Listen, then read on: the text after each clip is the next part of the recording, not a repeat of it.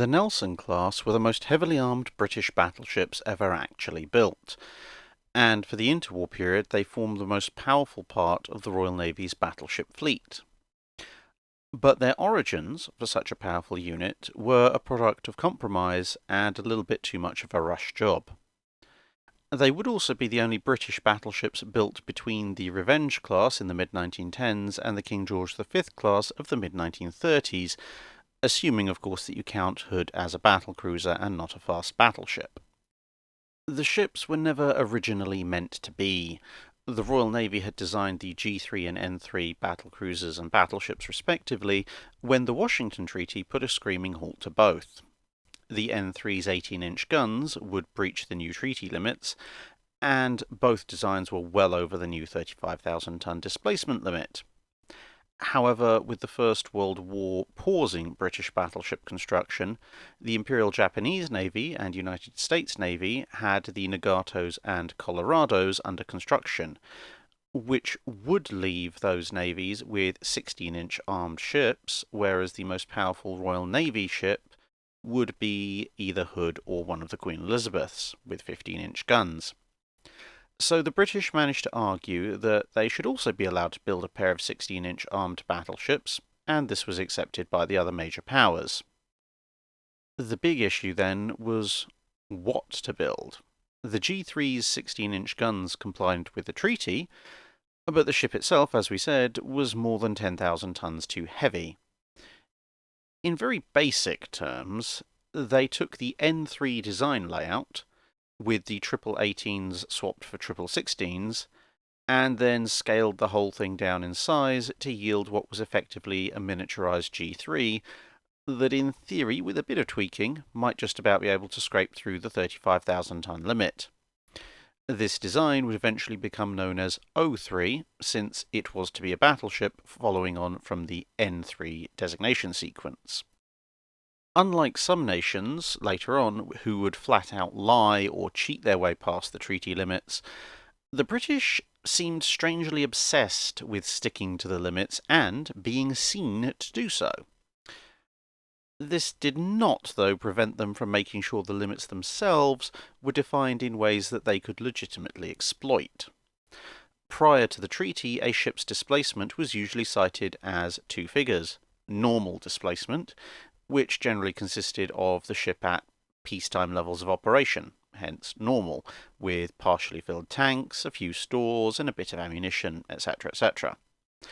This was then accompanied by full or maximum displacement, which would reflect a ship at full wartime status about to depart port, with a full crew, full fuel tanks, full water tanks, maximum stores, maximum full magazines, etc., etc., etc.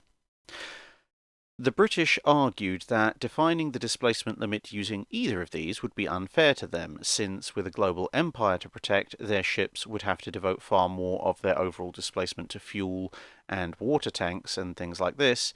to enable them to have the needed range to operate across the globe, whilst a nation like Italy, France, or Japan, with very limited overseas commitments and much more commitments closer to home, could afford to devote more of the displacement of a ship to the war-making parts of the ship, simply by cutting down on long-range fuel and water provisions.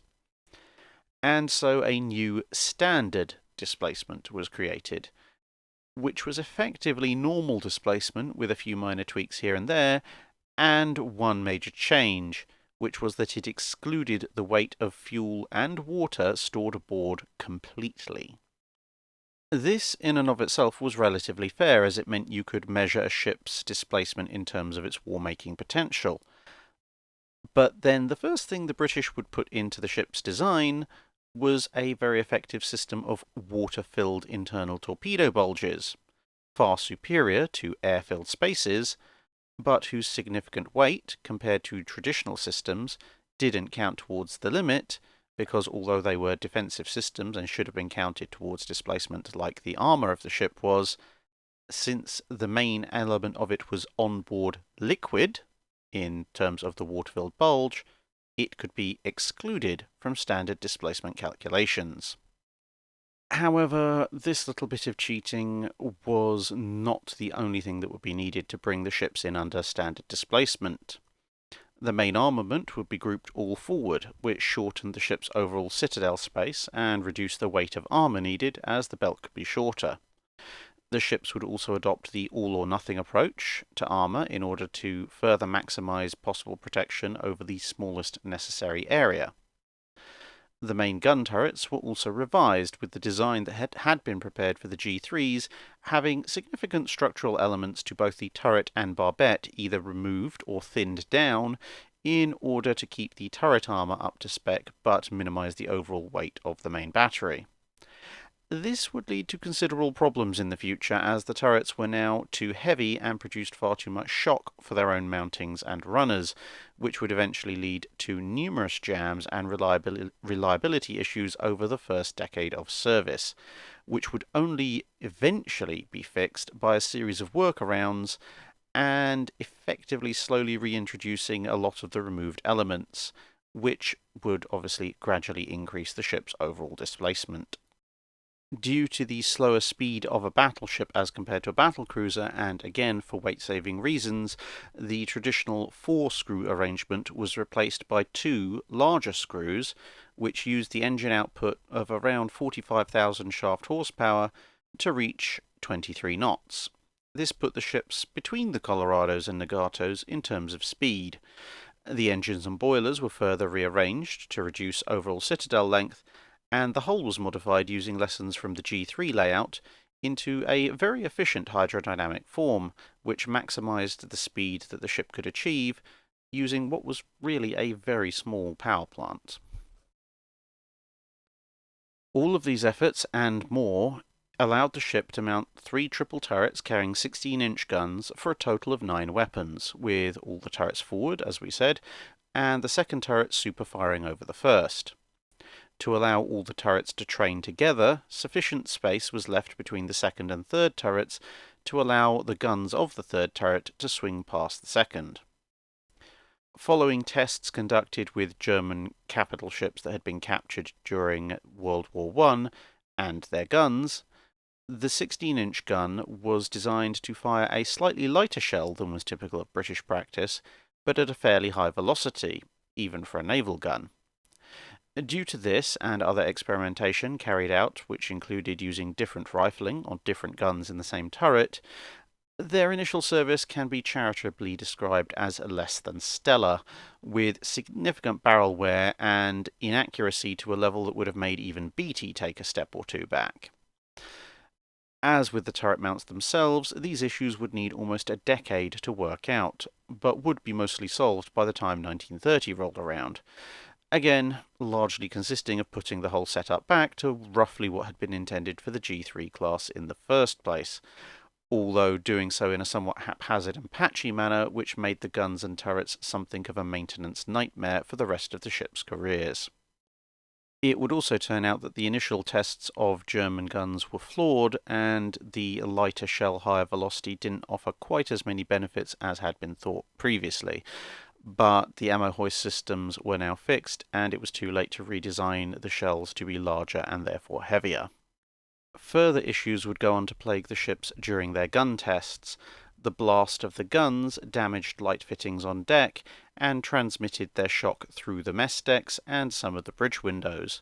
One officer observing the trials found the blast so powerful that even below the foredeck he suffered concussion to the eyeballs that made his vision flare red with every salvo. However, most of the areas affected were supposed to be clear during a battle, and the physical damage to the ship was more irritating and cosmetic than vital. So, whilst the guns were restricted to broadside firing in peacetime, it was generally accepted that this kind of damage would occur in a wartime battle, with the only major alterations being to try and stop the windows of the bridge from blowing up. It turned out that the blast was much stronger than any glass they could reasonably make, and so the size of the windows had to be reduced with blast deflectors installed underneath each window. The secondary battery consisted of 6 twin 6-inch gun turrets, 3 per side. laid out in a similar manner to the main turrets, with a central turret higher than those on either side of it. The whole secondary battery was concentrated right at the back of the ship, with the intervening space taken up by an initial anti-aircraft armament of 6 single 4.7-inch guns, a handful of saluting guns, and a smattering of 2-pounder light AA weapons. A pair of underwater torpedo tubes for heavy 24.5-inch torpedoes was also installed. Over the interwar years, the anti-aircraft battery was upgraded, with the saluting guns and the initial 2-pounders being replaced by various pom-pom mounts that used a similar 2-pound or 40mm gun, and a few 50 cal machine guns. And then with the inevitable arrival of the Bofors and Oerlikons as the war progressed. By mid-war, the Nelson, for example, was carrying 6 octuple 40mm pom-poms for a total of 48 guns, plus 16 Bofors 40mm cannon in quad mounts, and no less than 61 of the 20mm Oerlikons, for a total of 131 anti-aircraft barrels, including the 4.7-inch weapons, which was a positively American level of anti-aircraft firepower. A brief appearance was also made by a battery of unguided anti-aircraft rocket launchers, to nobody's particular delight. The torpedo armament would prove to be a bit of a mixed blessing. In her action with the Bismarck, Rodney fired her portside torpedo tubes, claiming 1 hit, which would be the first and only instance of a battleship actually successfully torpedoing another battleship, if this claim is accurate. Albeit that the shots from the portside torpedo tube were needed, because a near miss from Bismarck had jammed the starboard torpedo tube shut. Conversely, while operating in the Mediterranean, an Italian torpedo bomber hit Nelson just behind one of the major torpedo compartments, which flooded, letting in almost 4,000 tons of water. Although unlike the Lutzow at Jutland, Nelson's pumps and damage control teams managed to keep up with and then reduce the flooding, upon inspection it was found that many of the torpedo's compressed air canisters had breached, and they'd torn through the torpedo room, destroying practically everything in sight, but fortunately none of the warheads had exploded. The inspecting officer mainly lamented the loss of a particularly large and nice cheese that he had acquired on shore leave, and which had been in the storeroom immediately behind the torpedo room, which had taken the brunt of the blow, and unfortunately the cheese was now thoroughly inedible due to saltwater contamination. Armour on the ships consisted of an internal sloped belt, which was borrowed in design from the G3 class, that was angled at around 18 degrees from vertical, with a maximum thickness of 14 inches. This reflected a design that was based around giving and receiving long-range fire, as the same idea, with almost the same angle, albeit with 2 inches less thickness, was adopted for the South Dakota and Iowa classes of the United States Navy a couple of decades later. This armour scheme was very strong where it was present, and complemented by a deck that was just over 6 inches thick at its strongest. However, the armour scheme has been criticised for being somewhat too shallow, as its lower edge sat only just below the waterline at the ship's design displacement. There are a few mitigating factors to this criticism, though. The primary threat to such a shallow belt layout is diving shells, which weren't actually developed at the time, and so you can't design armour to resist a weapon that doesn't exist. Shells that impact the water, moreover, at the time would initiate detonation upon contact with the water, unless they were duds, and most shells into World War II would also possess this feature. Further, to bypass the belt from a strike at the waterline, which would obviously then avoid hitting the water before the ship, would require a hit that was coming in at a fairly steep angle, about 25,000 yards plus for most guns in service at the time, from things like the Gato class, the Colorados, the Standards, or the Fusos, which was unlikely based on pure mathematics, and as World War II would point out, was actually almost impossible based on reality. Finally, the belt armour sat inside the layered torpedo defences, which included that water-filled layer we mentioned earlier. and whilst the torpedo defences themselves were not armoured in the same way that the belt was,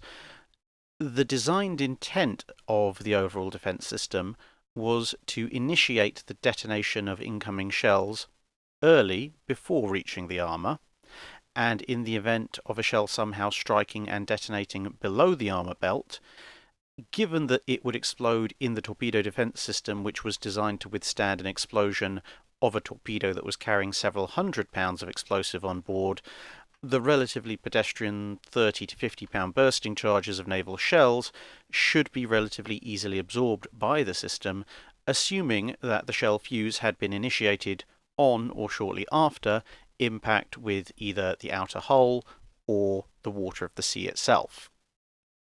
Obviously, a diving shell, as we said earlier, would be capable of bypassing most, if not all, of this system, so in World War II they were at risk from certain Japanese warships.